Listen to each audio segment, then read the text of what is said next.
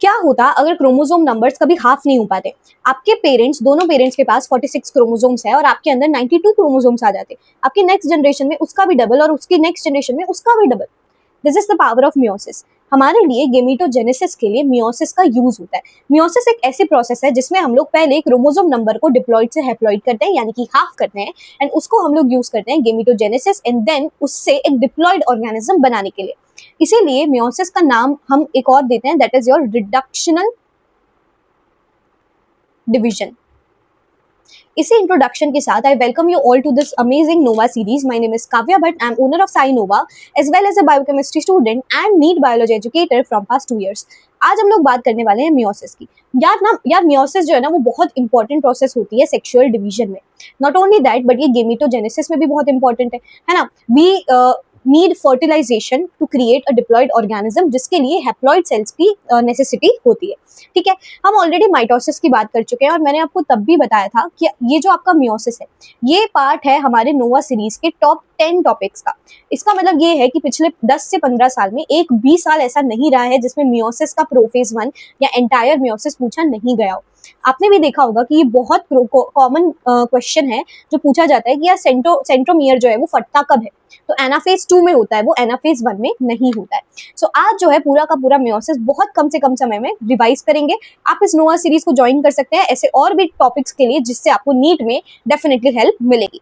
चलो इंट्रोडक्शन की बात करूं तो इसे हम रिडक्शनल डिवीजन कहते हैं। क्यों? क्योंकि डिप्लॉइड सेल जो है वो हैप्लॉइड बन जाता है, दैट इज उसका नंबर जो है वो हाफ हो जाता है। इफ यू रिमेंबर माइटोसिस को हम लोग इक्वेशनल डिवीजन कहते थे कि डिप्लॉइड सेल से मेरी डिप्लॉइड डॉटर सेल्स बन रहे। डिवीजन होता है जर्म सेल्स में, यानी कि गेमीटोजेनेसिस में इसका यूज होता है ना, गेमीटोजेनेसिस। फिर 2 न्यूक्लियर डिवीजन होते हैं, यानी कि माइटोसिस तो एक ही बार होता था और 2 डॉटर सेल्स बन जाते थे। ठीक है, बट आपका जो मियोसिस है वो 2 पार्ट्स में होता है, और कौन से 2 पार्ट्स हैं वो मैं आपको बताती हूँ। 2 पार्ट्स हैं आपके, मियोसिस 1 एंड मियोसिस 2। और मियोसिस 1 में 4 वही फेज रहेंगे, prophase, metaphase, anaphase, telophase. Meiosis 2 में भी वही रहेंगे, prophase, metaphase, anaphase and telophase. बस 1 एंड 2 का फर्क है। ठीक है, बस याद करने का मैं आपको एक तरीका सिखा रही हूँ। चलो before going directly into the topic, मैं आपको बता देती हूँ होमोलॉगस क्रोमोसोम्स क्या होते हैं, नॉन होमोलॉगस क्रोमोसोम्स क्या होते हैं, सिस्टर क्रोमेटिड्स क्या होती है, नॉन सिस्टर क्रोमेटिड्स क्या होती है।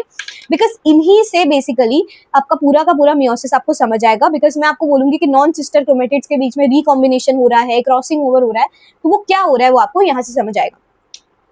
अगर मेरे पास 2 क्रोमोसोम्स हैं जिनका स्ट्रक्चर एक जैसा है, साइज एक जगह है, जिन पे जीन की जो लोकेशन है, लोकेंट बेसिकली जिसको हम बोलते हैं, वो एक जैसा है, तो उसको हम लोग होमोलॉगस क्रोमोसोम्स बोलेंगे। जैसे कि यहाँ आप देख रहे हो तो ये दोनों ब्लू क्रोमोसोम्स होमोलॉगस क्रोमोसोम्स है, दोनों ग्रीन क्रोमोसोम्स आपकी होमोलॉगस क्रोमोसोम्स है। लेकिन अगर मैं बात करूं ब्लू क्रोमोसोम और एक ग्रीन क्रोमोसोम की, तो वो नॉन होमोलॉगस क्रोमोसोम्स हैं। इनका structure, size, shape and as well as इनके जो लोकेंट होते हैं जीन्स के, वो अलग अलग होते हैं। ठीक है, सो इस तरीके से आपके homologous and non homologous chromosomes होते हैं। एक क्रोमोसोम्स में यू हैव 2 क्रोमेटिड्स जो जुड़ी होती है आपके सेंट्रोमियर से। दिस इज योर क्रोमोसोम जो जुड़ा हुआ है आपके सेंट्रोमियर से, जिसके ऊपर एक लेयर होती है काइनेटोकोर की, दैट इज प्रोटीनेशियस। तो इस पर्टिकुलर क्रोमोसोम्स में ये जो 2 क्रोमेटिड्स है उसको हम लोग सिस्टर क्रोमेटिड्स बोलते हैं। और यहीं पे अगर मैं दूसरा क्रोमोसोम लेके आऊं, है ना, देखो जैसे यहाँ पे देखो 2 अलग क्रोमोसोम्स के 2 डिफरेंट क्रोमेटिड्स को अगर मैं ले रही हूँ तो they are non sister chromatids. ठीक है, चलो अब आते हैं डायरेक्टली हमारे मियोसिस के प्रोफेज 1 में। इसमें यार 5 स्टेप्स होते हैं, leptotene, zygotene, pachytene, diplotene and diakinesis. ठीक है, lazy zebra passed down there. ठीक है, देयर का आई नो THERE होता है, बट देयर तो उसको तुम गले से याद रखो, lazy zebra passed down there. ठीक है, इस तरीके से याद कर सकते हो, या फिर you can change it, the lazy zebra passed down Delhi. Let's keep it that way, है ना, इसमें कुछ आपको अलग नहीं करना पड़ रहा है। मैं यहाँ पे लिख देती हूँ trick, lazy zebra passed down Delhi. ठीक है, 1 2 3 4 5, हाँ हो गया ना 5, देखना पड़ता है यार। चलो let's come back to our prophase. ठीक है, चलो सो अब मियोसिस 1 के लेप्टोटीन में क्या होता है, सबसे पहले होता है कंडेंसेशन। गाइस कंडेंसेशन क्या होता है, आपने 2 शब्द सुने होंगे, कंडेंसेशन एंड डीकंडेंसेशन। कंडेंसेशन से ऐसा याद रखो, कंडेंस होना, पास आना। तो बेसिकली जो मेरी क्रोमेटिन फाइबर जो कि मेरे न्यूक्लियोप्लाज्म में यूं ही थी, है ना, जो मुझे विजिबल नहीं थी अब तक, वो अब कंडेंस होने लगी है क्रोमोसोम के फॉर्म में। अभी ऐसा क्यों हो रहा है? क्योंकि क्रोमोसोम को हम डिवाइड करेंगे आगे सेल डिवीजन के लिए, ठीक है। फिर सेकंड स्टेप है आपका जाइगोटीन। जाइगोटीन में क्या होता है कि आपके पेयरिंग अप होती है होमोलॉगस क्रोमोसोम की। मैंने आपको अभी बताया होमोलॉगस क्रोमोसोम्स क्या होता है कि जिनके भैया सेम लोकेंट पे सेम जीन्स होते हैं, उनकी पेयरिंग अप होती है और एक साइनेप्सिस बनता है, साइनेप्टोनेमल कॉम्प्लेक्स बनता है, ठीक है। इस तरीके से आपके ये आपका लेप्टोटीन था बेसिकली, मैं आपको फिगर बताना भूल गई। This is your leptotene. As you can see आपकी जो क्रोमेटिन फाइबर्स, अगर ये सेल है, ये न्यूक्लियस है and you have this type of chromatin fibres inside it, तो वो क्रोमोसोम के फॉर्म में आपको ऐसे दिखेंगे। जाइगोटीन में एज आई सेड कि होमोलॉगस क्रोमोसोम्स का पेयरिंग अप होता है, दैट इज आपके साइनेप्टोनेमल कॉम्प्लेक्स बनता है। साइनेप्सिस उस प्रोसेस को बनते हैं साइनेप्टोनेमल कॉम्प्लेक्स के बनने की। इससे क्या होता है, अब मान लो ये मेरा एक होमोलॉगस एक मेरा क्रोमोसोम है जिसके ऊपर मेरा होमोलॉगस क्रोमोसोम आके बैठा, तो एज यू कैन सी ये बाईवैलेंट दिख रहा है ना। यहीं पे मेरे होमोलॉगस क्रोमोसोम में तो 2 क्रोमेटिड्स हैं, तो वो कभी कभी टेट्राड भी दिखता है, ठीक है। सो बाईवैलेंट एंड टेट्राड के फॉर्म में मुझे वो अपीयर होगा, कुछ इस तरीके से मेरा दिखेगा। एज यू कैन सी मैंने ये बाजू बाजू में बनाया, बट ये एक के ऊपर एक होते हैं, ठीक है, एक के ऊपर एक। मैं आपको दिखाऊंगी जब अभी नेक्स्ट स्टेप में आपको मियोसिस 2 में लेके जाऊंगी, उससे पहले मैं आपको दिखाऊंगी कि बाईवैलेंट आपको दिखता कैसे है। और ये जो इनका जो जुड़ाव है एक दूसरे से, उसको हम लोग बोलते हैं साइनेप्टोनेमल कॉम्प्लेक्स का बनना। बेसिकली हम 2 होमोलॉगस क्रोमोसोम्स को जोड़ रहे हैं। पेकाइटिन में होता है आपका क्रॉसिंग ओवर। या क्रॉसिंग ओवर का क्या मतलब होता है कि ये मान लो मेरे 2 होमोलॉगस क्रोमोसोम्स हैं, है ना, इसका ये वाला पार्ट जो है वो एक्सचेंज हो जाएगा इसके ये वाले पार्ट से, ठीक है। एज यू कैन सी यहाँ पे क्रोमोसोम्स 2 है, they are homologous chromosomes but है नॉन सिस्टर क्रोमेटिड्स। और ये जो क्वेश्चन है ये एग्जाम में 100% आपके पूछा जाएगा कि क्रॉसिंग ओवर किसके बीच में होता है। आपको 4 ऑप्शन दे देंगे। पहला ऑप्शन दे दिया sister chromatids of non homologous chromosomes, दूसरा दे दिया कि non sister chromatids of homologous chromosomes, तीसरा दे दिया कुछ और दे दिया, और लास्ट में दे दिया all of the above, none of the above, कुछ भी दे दिया। तो correct answer will be non sister chromatids of your homologous chromosomes. Enzyme कौन सा यूज होता है यहाँ पे? रिकॉम्बिनेज, ठीक है। चलो एज यू कैन सी मेरे पास बहुत सारे ग्लिटर्स हैं, ठीक है, यूज करने को। फीमेल टीचर के साथ पढ़ने का यही फायदा होता है, you will get beautiful notes, ठीक है। ऐसा मैं नहीं कह रही कि मेल टीचर्स के नोट्स अच्छे नहीं होते, but still I am biased towards female teachers. चलो, सो बाईवैलेंट फॉर्मेशन हुआ, क्रॉसिंग ओवर हुआ। क्रॉसिंग ओवर होने का क्या मतलब है कि मेरे 2 जो क्रोमोसोम्स थे, होमोलॉगस क्रोमोसोम्स, उसके जो सिस्टर क्रोमेटिड्स थी वो आपस में एक्सचेंज हो जाएंगे, उनके कुछ पार्ट्स जो है वो एक्सचेंज हो जाएंगे, that is your crossing over. अगर आप ध्यान से देखिए तो आप अगर मेरी तरह स्मार्ट है तो आपको पता चलेगा कि क्रॉसिंग ओवर जो है वो हो रहा है तब जब मेरे 2 होमोलॉगस क्रोमोसोम पास में आ रहे हैं। तो कई बच्चे ऐसे होते हैं ना जो भूल जाते हैं कि यार कौन से स्टेप में कौन सा हो रहा है, तो आप एक काम करो, आप पेकाइटिन को याद रखो, ठीक है। पेकाइटिन मेरा वो स्टेज है जहाँ पे क्रॉसिंग ओवर हो रहा है। तो क्रॉसिंग ओवर करने के लिए मुझे पहले 2 होमोलॉगस क्रोमोसोम को पास तो लाना पड़ेगा ना, जिसके लिए मुझे साइनेप्टोनेमल कॉम्प्लेक्स बनाना पड़ेगा, जो इससे आगे वाले स्टेप में होगा, दैट इज योर जाइगोटीन। अब मेरा क्रॉसिंग ओवर हो चुका है, तो मुझे अब इन क्रोमोसोम्स को दूर भी तो करना है, तो वो होगा आपके नेक्स्ट स्टेप में, that is your diplotene. Diplotene में साइनेप्टोनेमल कॉम्प्लेक्स अब अलग होगा, डिसॉल्व होगा। क्यों अलग हो रहा है? क्योंकि अब मेरा क्रॉसिंग ओवर हो चुका है, ठीक है। साइनेप्टोनेमल कॉम्प्लेक्स डिसॉल्व हुआ, लेकिन वो वाली जगह जहाँ पे आपका क्रॉसिंग ओवर हुआ है, ठीक है, जैसे for example this is your entire synaptonemal complex, है ना, पूरे 2 क्रोमोसोम्स एक दूसरे से जुड़े हुए हैं, और ये वो पोजीशन है आपके क्रोमोसोम्स की जहाँ पे क्रॉसिंग ओवर हुआ है। तो एक्सेप्ट दैट पोजीशन पूरा का पूरा पूरे के पूरे 2 क्रोमोसोम्स वो अलग हो जाएंगे, यानी कि साइनेप्टोनेमल कॉम्प्लेक्स हट जाएगा, लेकिन वो पोजीशन जहाँ पे क्रॉसिंग ओवर हुआ है वो बस जुड़ा रह जाएगा, और उस चीज को हम लोग बोलते हैं कायस्मेटा फॉर्मेशन। कायस्मेटा फॉर्मेशन समझ में आ गया होगा सबको। अब एक बहुत इंपॉर्टेंट नोट मैं आपको देना चाहती हूँ, जो कि नीट में अगेन आपके हमेशा 10 साल में पूछा ही गया है। Trust me, this is very important topic. Mitosis and meiosis बहुत इंपॉर्टेंट है। मैंने आपको जब टॉप 10 टॉपिक्स के बारे में बताया था, तब मैंने आपको बताया था कि यार ये जो प्रोफेज 1 है मियोसिस 1 का, वो हमेशा पूछा जाता है। बट उस टाइम मैंने आपको ये भी बताया था कि यार माइटोसिस भी पूछे जाने के चांसेस है इस साल, इसलिए मैंने आपको वो भी पढ़ाया था। अगर आपको वो सब कुछ देखना है ना, तो मैंने लिंक डिस्क्रिप्शन में दी है। टॉप 30 कौन से टॉपिक्स हैं जिनके बारे में अगेन नोवा सीरीज में तो हम डिस्कस कर ही रहे हैं, बट आई वुड रेकमेंड कि उन 30 टॉपिक्स को आप अच्छे से करके जाओ। एंड दूसरा आपका माइटोसिस में मैंने कवर कर दिया है, तो आप वो भी जाके देख सकते हो। oocyte remains blocked at diplotin stage। अब इसका क्या मतलब होता है कि यार जब एक लड़की अपनी मदर के वूम्ब में होती है, ठीक है, अगर कोई फीमेल चाइल्ड है, if she is there in her womb, तब क्या होता है कि उसके जो जर्म सेल्स हैं वो तभी से बनना स्टार्ट कर जाते हैं, लेकिन आपके मियोसिस 1 के आपके डिप्लोटेन फेज में वो ब्लॉक हो जाते हैं, लॉक हो जाते हैं बेसिकली। ठीक है, क्यों? क्योंकि इसके आगे एक एंजाइम चाहिए होता है जो आगे डायकाइनेसिस कराएगा, जो कि वहां पे नहीं पाया जाता उस पर्टिकुलर टाइम पे, जिसकी वजह से आपका जो oocyte है वो इसी स्टेज में ब्लॉक हो जाता है। अनलाइक मेल चाइल्ड जिसमें आपके जो जर्म सेल्स है वो बनते हैं आपके मेच्योरेशन के बाद। अब क्या होगा, लड़की का जब जन्म हो जाएगा, when she will get matured, तो फिर अगेन डिप्लोटीन से आगे स्टेप बढ़ेगा, दैट इज योर डायाकाइनेसिस। ठीक है, मैं आपको काइस्मेटा फॉर्मेशन दिखा देती हूँ, कुछ इस तरीके से दिखता है। बस वो पोर्शन मेरे क्रोमोसोम का जिसमें अभी क्रॉसिंग ओवर हुआ है वो जुड़ा रह जाएगा, बाकी जो पूरा पोर्शन है वो अलग हो जाएगा। ठीक है, डायकाइनेसिस में क्या होता है, न्यूक्लियोलस डिसअपियर हो जाता है। मैंने आपको बताया था न्यूक्लियोलस वो पोर्शन होता है आपके सेल डिवीजन का, क्रोमोसोम का, जहां से आपका आरएनए बनता है, दैट इज राइबोसोमल आरएनए बनता है, तो वो अलग से दिखना बंद हो जाएगा। ठीक है, काइस्मेटा जो है वो सेपरेट हो जाएंगे, यानी कि होमोलॉगस क्रोमोसोम सेपरेट हो जाएंगे, न्यूक्लियर एनवेलप जो है वो डिसइंटीग्रेट हो जाएगा। इसको याद करना बहुत आसान है, बिकॉज आपको पता है कि प्रोफेज के बाद आपका मेटाफेज आता है, और मेटाफेज में आपके क्रोमोसोम्स को आपको सेल के बीच में अलाइन करना है सो दैट वो आप अलग हो पाए। ठीक है, तो इसीलिए मुझे न्यूक्लियर एनवेलप को डिसइंटीग्रेट करना जरूरी है। अगेन मैं आपको छोटा सा एक रिविजन दे देती हूँ, leptotene, zygotene, pachytene, diplotene and diakinesis का। तो लेप्टोटीन में सबसे पहले आपका क्रोमोसोम जो है वो कंडेंसेशन होना स्टार्ट होंगे, यानी कि नजदीक आना स्टार्ट करेंगे। जाइगोटीन में वो जो होमोलॉगस क्रोमोसोम्स हैं वो पैर अप हो जाएंगे, यानी कि आपका साइनेप्टोनेमल कॉम्प्लेक्स बनेगा और आपको वो स्ट्रक्चर बाईवैलेंट या फिर टेट्राड जैसा दिखेगा। पैकाइटिन में आपका क्रॉसिंग ओवर होता है, एंजाइम यूज होता है रिकॉम्बिनेज, और रिकॉम्बिनेशन वहां पे देखने को मिलता है। डिप्लोटीन में अब क्योंकि मेरा क्रॉसिंग ओवर हो चुका है तो साइनेप्टोनेमल कॉम्प्लेक्स की जरूरत नहीं है, होमोलॉगस क्रोमोसोम्स को एक साथ रखने की जरूरत नहीं है ना, तो अब वो अलग हो जाएंगे, लेकिन वो वाला पार्ट जहाँ पे क्रॉसिंग ओवर हुआ है वो जुड़ा रह जाएगा, जिसको हम लोग काइस्मेटा बोलते हैं। अगेन डायकाइनेसिस में आते ही कि वो जो काइस्मेटा था वो डिसइंटीग्रेट हो जाएगा, यानी कि आपके होमोलॉगस क्रोमोसोम जो है वो अलग हो जाएंगे, न्यूक्लियर एनवेलप जो है वो चला जाएगा, न्यूक्लियोलस अलग से नहीं दिखेगा, और आपका जो है मेटाफेज के लिए अब आपके क्रोमोसोम्स रेडी है। दिस इज योर डायकाइनेसिस वाला फेज। ठीक है, अगर मैं आपको बोलूं ना कि इसके बाद डायकाइनेसिस में बेसिकली क्रोमोसोम्स दिखते कैसे हैं, इफ आई ड्रॉ देम, तो ये कुछ ऐसे दिखते हैं। ठीक है, let me take point eraser. क्यों ऐसा हो रहा है? क्योंकि अब तो क्रॉसिंग ओवर हो गया ना, राइट?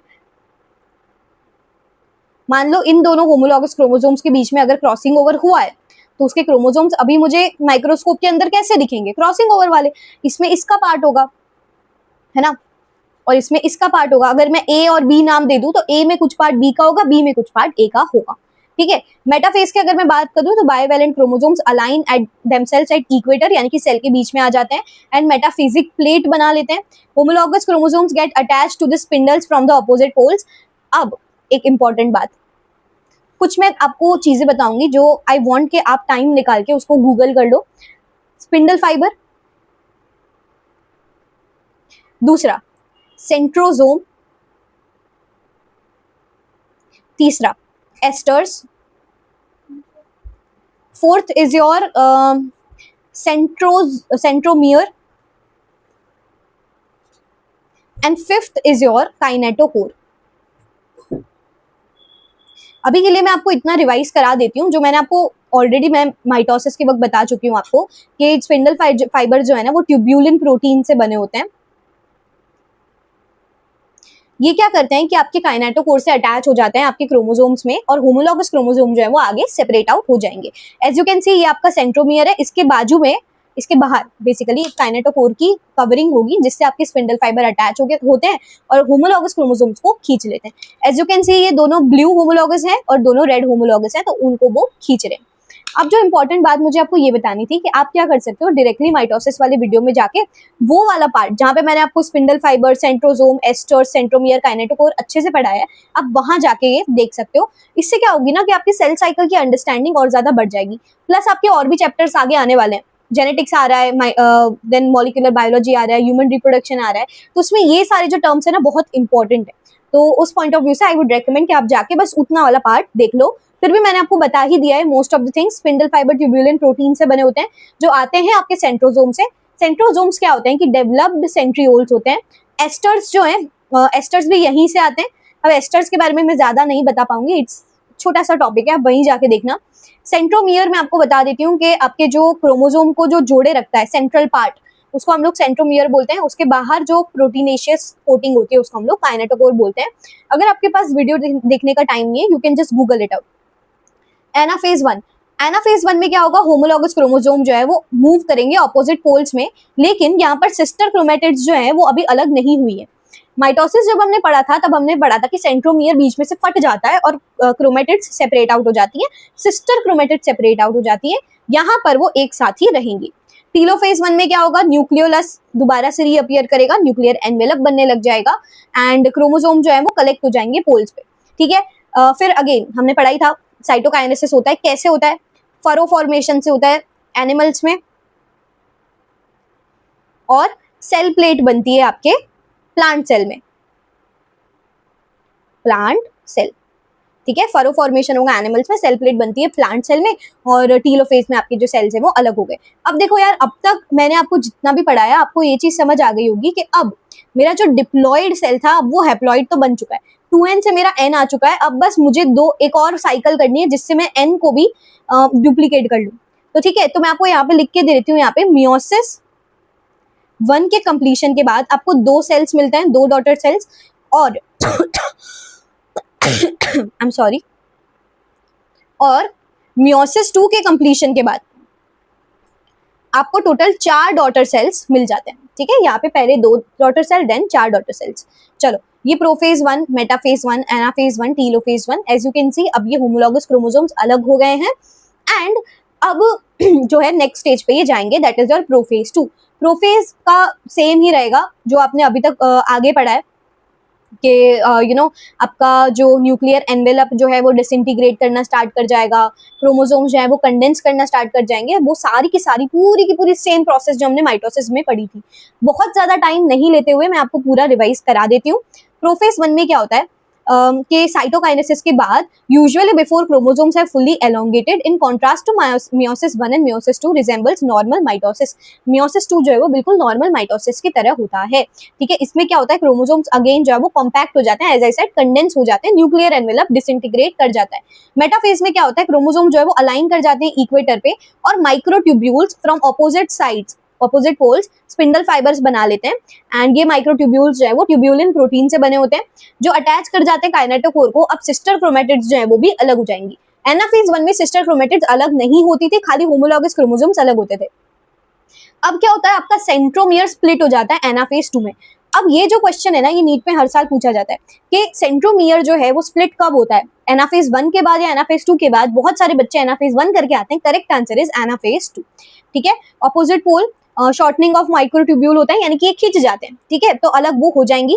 टीलोफेज में क्या होता है, meiosis ends with telophase 2 in which 2 groups of chromosomes once again gain enclosed by nuclear envelope. Same चीज होगी, है ना, जो मैंने आपको माइटोसिस के वक्त बताई थी। मैं आपको दिखा भी देती हूँ कि वो कैसे दिखता है। माइटोसिस वाला हमने बहुत लंबा लेक्चर रखा था by the way, if you remember, ठीक है। इस तरीके से कुछ आपका हमने बनाया था। हाँ, दिस इज योर टीलोफेज, ठीक है।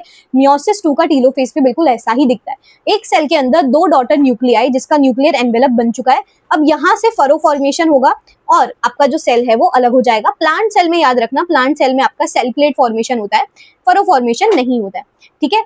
तो टेट्राड ऑफ सेल्स जो है वो 4 हैप्लॉइड सेल्स आपको मिल जाएंगी। आपको कई बार इससे न्यूमेरिकल बेस्ड क्वेश्चंस भी पूछे जाते हैं कि माइटोसिस 1 के बाद 2 डॉटर सेल्स बन रहे हैं, तो पहले अगर 36 थे तो अब बाद में कितने होंगे, फिर इतने थे तो बाद में कितने होंगे। अगर आप चाहते हो कि मैं आपको उसकी अमेजिंग क्वेश्चन प्रैक्टिस कराऊं या ऐसे क्वेश्चन प्रैक्टिस कराऊं जो जिसके आने की बहुत ज्यादा चांसेस है, देन आपको कमेंट सेक्शन में नोवा सीरीज या फिर NOVA सीरीज आपको कमेंट सेक्शन में लिखना पड़ेगा।